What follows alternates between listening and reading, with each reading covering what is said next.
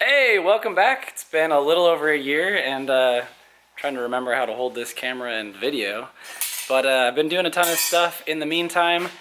I just got a little busy and hadn't filmed for a while, but I changed my hours and now I have a little bit more time to film while I'm doing some of these projects. So I figured I would just put a video up this week and check in with all you guys and see if you wanted to see some more cool Z content and some Honda content as well.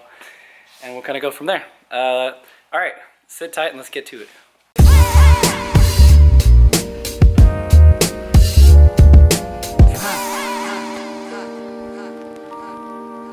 Okay, so I'm trying to update you on some of these projects, and the first one that I want to talk about is Raven's 350Z.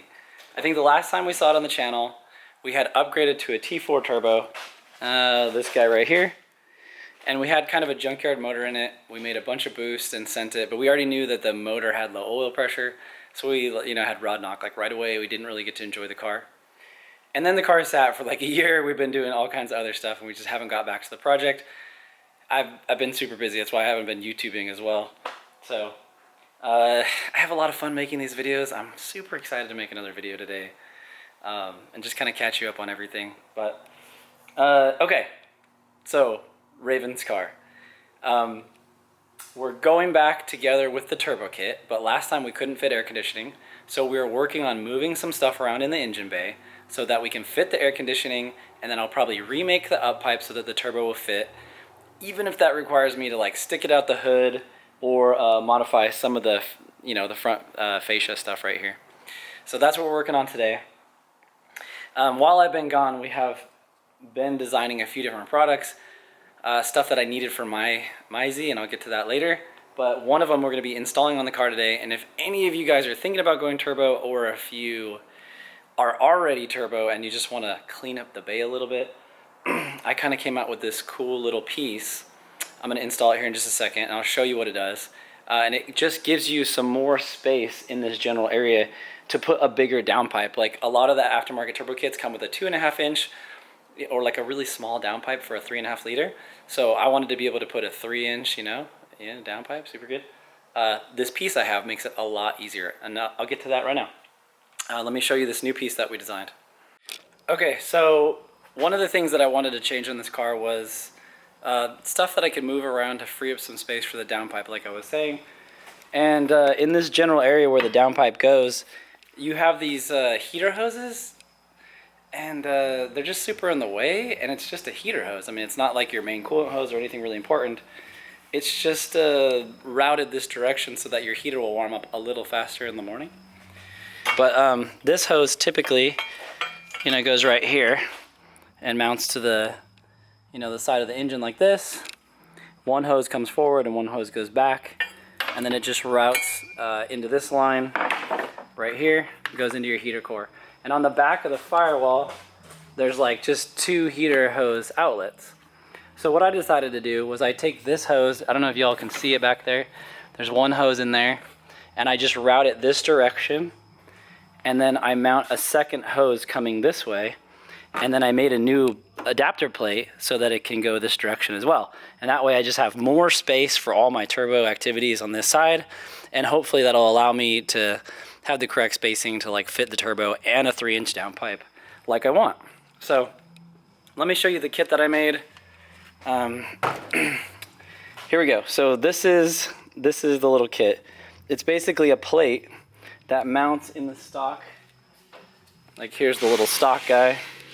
So you take this one off, and then you have this plate that mounts in this same location, but instead of routing one back and one forward, this one, if you mount it correctly, both hoses come forward. So I use these super cool like high flow water fittings with some big barb hoses, so they seal up really nice. And I have a bunch of stuff, and then I just reuse the factory gasket. It's been working out really good. I currently have this kit already on another car for almost a year with 0 issues. The heater still warms up perfectly fast. No problems at all. It just gives you the space you need and routes it the other direction, so it kind of just moves it out of the way so you can do a big 3 inch downpipe. So I'm gonna go ahead and install that on his car right now, and then I'll show you what it looks like after it's in. But basically it's super simple. You put 2 bolts in here and just route your hoses. And the only thing that you have to get is a second factory hose to simulate the stock first one. So when it's all done, you end up with basically two stock hoses coming around this direction. Okay, I'm gonna get this all mounted up and I'll show you what it looks like. Okay, I got the first part installed. It's basically just 2 little bolts, and then it holds the unit to the side of the motor. I don't know if you guys can see this down here. The little plate mounts here, and you got your 2 hoses coming forward. So yeah, it just has those 2 little bolts. I use the stock gasket. I would say, you know, my gasket's in great shape, so I'm just gonna reuse it. But if it wasn't, I would just put a little bit of silicone on there, or like some Honda Bond on the sealing surface, and just put it on. It'll probably never go anywhere. The last one that I installed, we used to use the stock gasket, and it was perfect. So I'll go ahead and get these other ones tightened up and put the lines on, and then I'll show you what like the final, you know, product looks like. Okay, so we got these all mounted and tightened, so they're ready for the hoses to come this direction. But before I put the hose on, I go in the back over here, and on this, can you guys see this? Let's see. Yeah, basically there's this little coolant hose that normally goes around to the old pipe that sat on that side of the motor. So I just loosen the clamp and just flip it the other direction once it's loose. Okay, so I wiggled the hose through to rotate it, and basically instead of this pipe rotating to go down the driver's side, now I just flip the factory hose, you know, 90 degrees, and then I'll put the clamp back on it, and now it will route this way. Okay, now that I've flipped the hose over, I've stuck the adapter and put a clamp on it. These things like fit so nice and just never really have any leak issues with the nice barbs on them. So now I just need to get a piece of 5/8 hose that just goes, you know, just long enough to come around and meet up to like the stock line, which will sit right about here. So just like maybe 24 inches of stock line. I'll go ahead and put this last piece on, and I'll show you what it looks like. Okay, I finished installing it, and this is what it looks like. So basically you have your 2 outlets, your water outlet, and instead of one going back, they both come forward. I'm just using another stock hose off of another core motor that we had so that they both route this way. I'll usually, you know, just move these hoses out of the way so you can put the radiator hose here, and then just kind of, I position this behind here, you know, just kind of tucked it up nice so everything's, you know, sort of out of the way. And then when you get over to this side, I just use a joiner and then another piece of 5/8 hose to connect it all the way around to the back. And all I've done on this back hose is just flip it 90 degrees. This system is working in the other car for the last 6 months, and it works really, really good. Heater works fine and everything. And it just like, it creates a little bit more space in the area where we're so limited for turbos. So I don't know if anybody wants one, you could just email orders at NISDA, is it NISDAautosport.com. I'll put the link in the description. Okay, so getting the turbo ready to kind of set it in. You can see how there's just not a lot of room. We're rerouting the new AC lines that we put back in, and they connect up in here. The turbo kind of sits here. It is just a mess. So having this coolant pipe out of the way, once I move the AC lines, just gives us enough room to sneak the downpipe past. So it is kind of cool. You can kind of see now how this being so slim against the motor and turning this direction just frees up a bunch of space. It's kind of hard to show on camera, but it does free up like a good amount of area in here. So I'm pretty excited. I'm gonna go ahead and button up some stuff here and stick our turbo back on. And man, this is exciting because I think we're almost ready to fire it up, really. All right, I'm gonna set this turbo on, and then I'll check back in with you in a second. Okay, so Raven's car is getting pretty close to ready to go to the dyno, but we've been having some clutch issues with it. It's currently driving on an earlier Haltech computer right now. We're switching it over, but I haven't been able to dyno tune it yet because of the clutch problem. So as soon as we get the clutch problem figured out, we will get it back on the dyno. In the meantime, I was trying to think about what else to show you guys to kind of catch you up with what's been going on since I last posted a video. And I don't think that I ever mentioned much or anything about turboing. So I turboed my 350Z, and I figured I would show you guys really quick. I mean, I just did a whole bunch of stuff. It didn't show anything, but follow me for a minute. We'll head over here. I've actually got it strapped on the dyno right now. It was on a 5-pound spring, and I believe it made around 300 and change, somewhere over 300 on 5 pounds. And I put it on the 8-pound spring, so I was just gonna make a pull or two and see what it makes. I figured I could show you guys that and kind of get you caught up to where I am with this car. If you don't know, this is my personal car. It's a 2005 350Z. I bought a very stock, kind of clean one. I've put some wheels on it. I upgraded the brakes just with like pads and rotors that were better. And the motor is completely stock. I built the upper plenum. If you guys saw some of my old videos, I did like a new intake manifold for it with a bigger plenum for boost. And I do think now that I'm boosted, it's made a pretty big difference. The power level at the low boost kind of makes me know that a bigger plenum definitely worked well for boost. Anyway, I'll show you really quick. Here is what the engine bay looks like. It's a little dark in here. Let me see if you can see. Okay, starting from this side. So basically, here's all your turbo piping and your turbo stuff. I bought a Rev 9 turbo kit, which any of you can probably find on eBay. They're in stock sometimes they're out of stock. I was able to get one. I just installed that. I had to modify a few of the pipes to get everything to fit. But yeah, like, it came with like an okay size intercooler, and it like sort of fit. I had to modify a few things. I put that same coolant kit that I was showing you guys on Raven's car, and I've been driving on that for almost a year. I basically turboed this car shortly after my very last YouTube video a year ago, and I've been kind of driving it ever since. It's been great. I had a little issues with overheating, and I switched to some Mishimoto fans, and I need to switch to the radiator as well so I get a little bit more cooling capacity. It's doing pretty good. On a really hot day, it'll start to get maybe like a smidge hot. It's just kind of hard to get all the heat out of the engine bay. But other than that, it does great. I still have air conditioning. I mean, it basically just drives like a totally stock car. I currently have it on up rev, so I have 2 different maps that I can change back and forth to. One is just my regular drivable map, and the other one is my, like, you know, pops and bangs kind of thing. And yeah, like I said, I put 8 pound? I think the first spring was a 5 pound and the second one was an 8 pound, but it could be 5 and 10. I'll hook up the boost pressure sensor right now so I can see what the second level is, but I'm guessing that it should make, I don't know, like 350 horsepower or so, somewhere between 8 and 10 pounds of boost. And that's great. It's a, you know, like, it's just like your basic eBay stuff. So the only thing that I did to this turbo kit that I should mention was that there's a crossover pipe. I cut it open and ported it, and you know, I might just pause for a second and insert some clips if I can find them. I did take some video of some of that stuff, and if I have them, I'll put them in right here. I was looking in the pipe in that other clip to see how well they cut out this hole. This is like the crossover pipe that allows both banks of your engine to split out, or, well, to merge in, essentially. So if one is coming over and has a ton of restriction, you're gonna get more back pressure on 3 cylinders than the other 3. This is fairly critical, to be honest. So you'll notice now that is basically the whole shape of the pipe.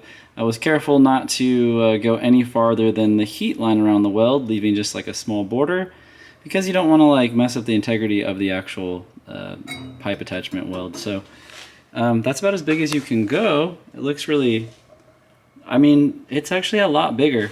I'll weld it up, you know, just quickly, you know, cut it open, ported that out, put this back in. I think it makes me feel a little bit better. But yeah. Anyway, I was thinking I would go ahead and do some dyno pulls. You guys can see what I'm doing, and that'll pretty much be it for the video. If you guys like this kind of stuff, you know, let me know in the comments and tell me what you guys been doing in the last year on your cars, because I feel like I've just been out of it, and I need to get back into filming some of the cool stuff I do. Okay, dyno pulls right now.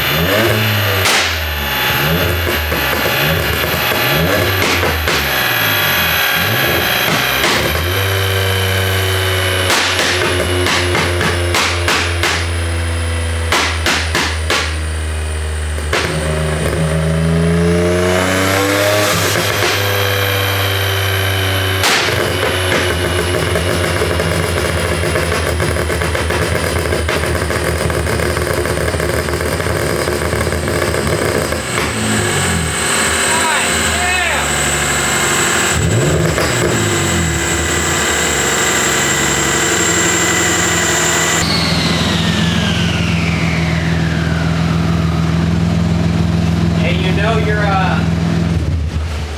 leaking evaporator.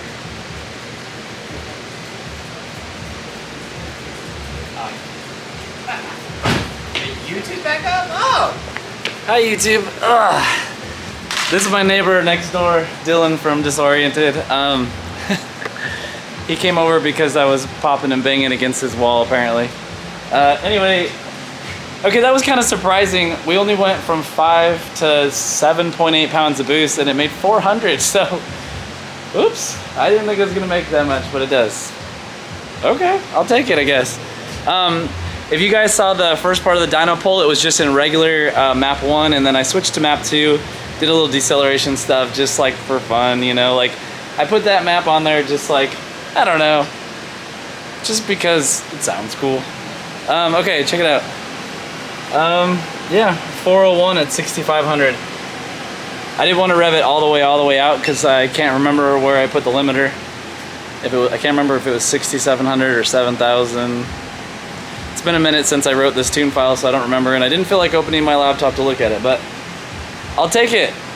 The car's been up and boosted for a year, almost a year, like a few days short of a year, because I have to redo my registration, yeah, 1/23, so I basically have a few more days and it's been a whole year. And it's been making 5 pounds of boost for some of it, and I put the 8-pound spring in a little while ago, so yeah, I mean, that's crazy. I didn't expect 3 pounds of boost to make 75 more horsepower. I think I made 325 at 5 pounds, and now I made 401 at well, I've got the boost number right here, boost number 7.68, you know, so basically 8 pounds if you round up. I'll take it. But yeah, that's crazy. I wonder if there's any flames in that video clip. We'll have to see, I guess. Well, that was pretty surprising. I didn't actually think the car made 400 at like slightly under 8 pounds. So that's pretty crazy. Man, it's been so long since I did a video. It's actually crazy that I got one done. I've even commented, you know, to people that I'm like, I'm gonna put a video out, and then I just never do it. But I hope this becomes more of a regular thing, because I really do like sharing the stuff that I learn about the 350Z platform. And I do have a ton of Honda content if you guys want to see it. I also tune lots of random other stuff. I mean, this week I've tuned a supercharged 370Z. I tuned a turbo JZX. It's like an old Toyota JDM car with a 1JZ in it. I tuned a ton of Honda stuff. But anyway, yeah, I think I'm gonna get back on it and try to just make a video every week and show you guys what I'm doing. Because like absolutely every week we're doing something interesting or new in here. So if you like this kind of stuff, maybe come check me out in a week or so. I'll put another video up. But also, if you have any questions about my 350Z, let me know in the comments. If I get a lot of questions, maybe I'll just make a video and kind of explain all the mods that I did to kind of get it to that 400 horsepower level. Because as of now, I've been driving it for 12 months. I haven't had any issues at all, and I don't think I will. It just runs really, really good. So, okay, anyways, I guess this is pretty much it. I'll catch you guys in the next one, and, you know, until then, have a good time.